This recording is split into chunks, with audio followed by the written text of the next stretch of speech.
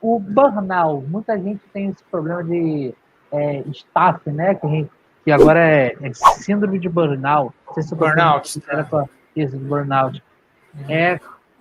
Como é que vê isso? Porque está cada vez mais comum. Acho que excesso de ter que estar criativo, ambiente de trabalho, ou simplesmente, sei lá, não tá feliz com aquilo. No meio acadêmico, eu tenho visto isso cada vez mais. Já teve alguma vez?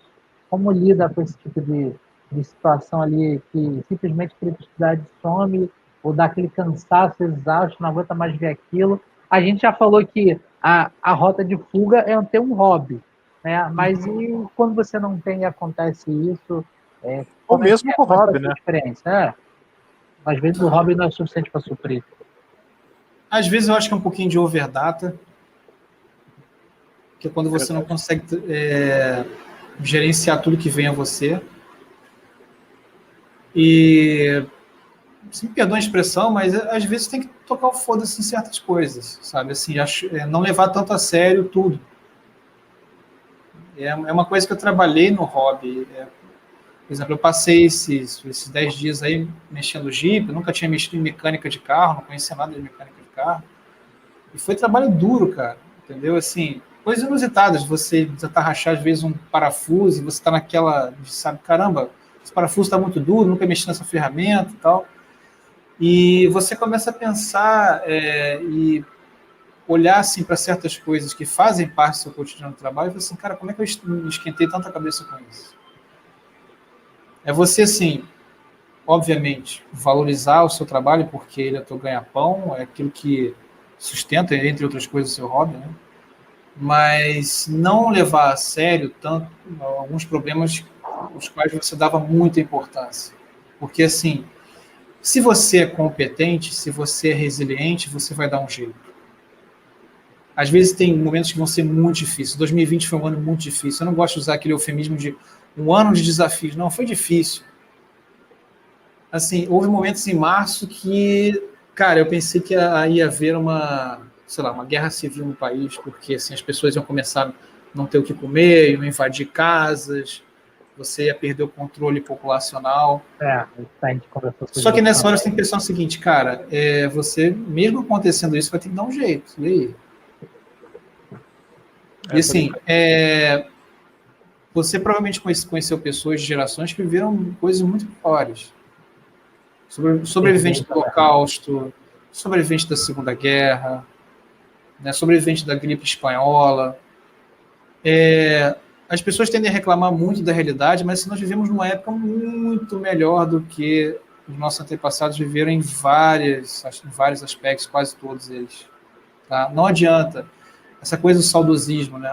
Os anos 80. Pô, cara, você não tinha internet, você não tinha telefone celular, você tinha muito menos possibilidade de implementar coisas. Os meus hobbies, por exemplo, não seriam possíveis nos anos 80.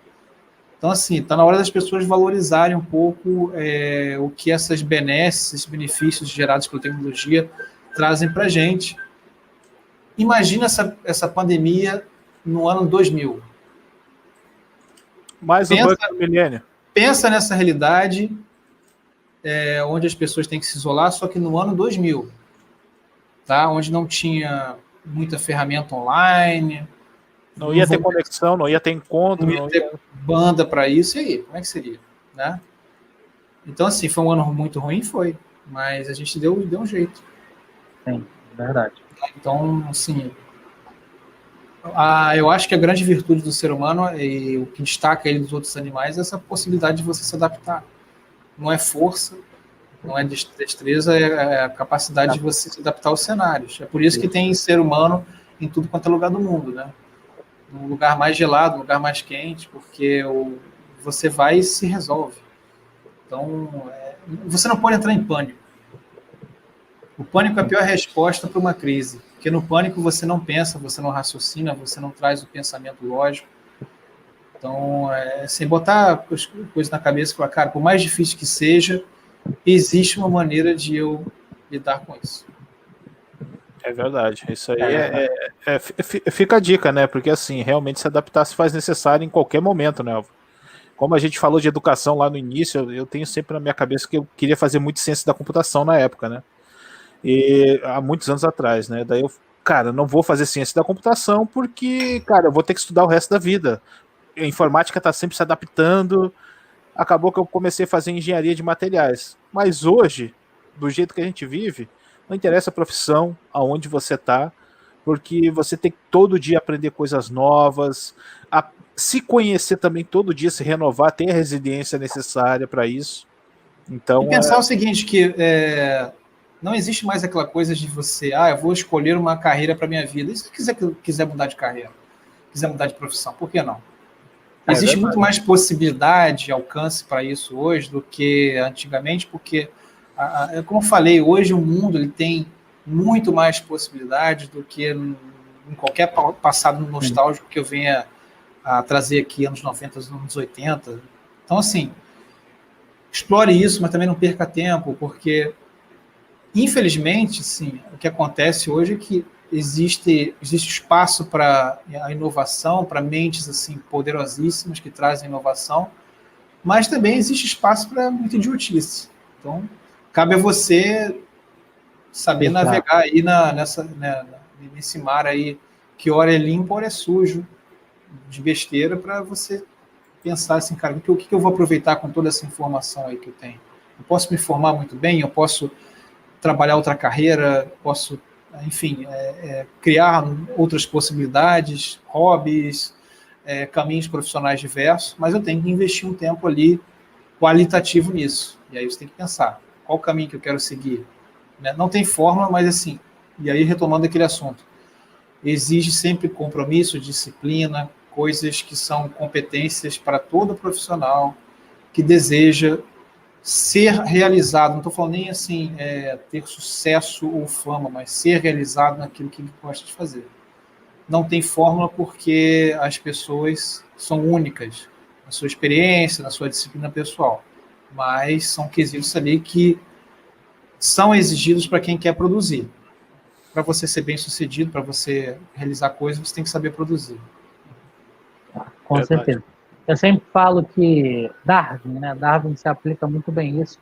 O indivíduo que não se adapta morre e o meio condiciona o indivíduo. Então, são duas frases de Darwin que eu levo muito e aplico, acho que quase toda a minha vida. Crise vai crise, tem crise, é tudo uma crise que a gente tem que superar. E o meio condiciona o indivíduo, o meio que você faz parte, aqueles indivíduos que estão ao seu redor, o que está ao seu redor, o que você consome, te faz não entrar em desespero, te faz pensar melhor, te faz se manter mais concentrado. Tem uma frase, não sei de quem é para poder atribuir, mas no marketing digital, quando eu comecei a estudar, que diz que você é a média das 5 pessoas com quem você convive. E aí, no início, eu ouvi isso, achei balela, não sei, mas depois eu lembrei de Darwin, que é o meio condiciona o indivíduo. Realmente, se você está no meio de pessoas criativas, no meio de pessoas que procuram sempre estar ali, evoluir, pessoas, não positivismo barato, mas sim que estão sempre pensando em soluções e aquilo vai acabar te levando, aquela onda vai acabar te consumindo, te influenciando e te levando a outras coisas. Então, eu acho bem importante. Acho que não devemos ficar nas nossas bolhas e sempre procurar furar aquelas bolhas, ver como é que está ao redor e procurar o melhor meio a todo momento. Acho que a evolução, o ser humano saiu para adaptar, né? Começou a se adaptar, como passamos de seres simplesmente coletores de frutas a virar caçadores, a exploradores, e assim a gente vai sempre evoluindo, nunca ficamos ali num só lugar parados, para não sucumbir.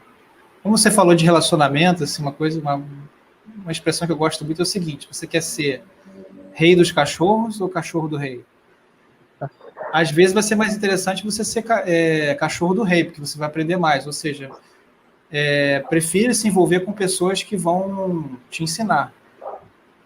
Escolha bons mestres na vida e não se acomode com alguma situação na qual você está em superioridade e acaba se acomodando e ficando pessoas ali que talvez não vão agregar muita coisa para você, pessoalmente ou profissionalmente. Então, assim, às vezes é melhor ser cachorro do rei do que rei dos cachorros.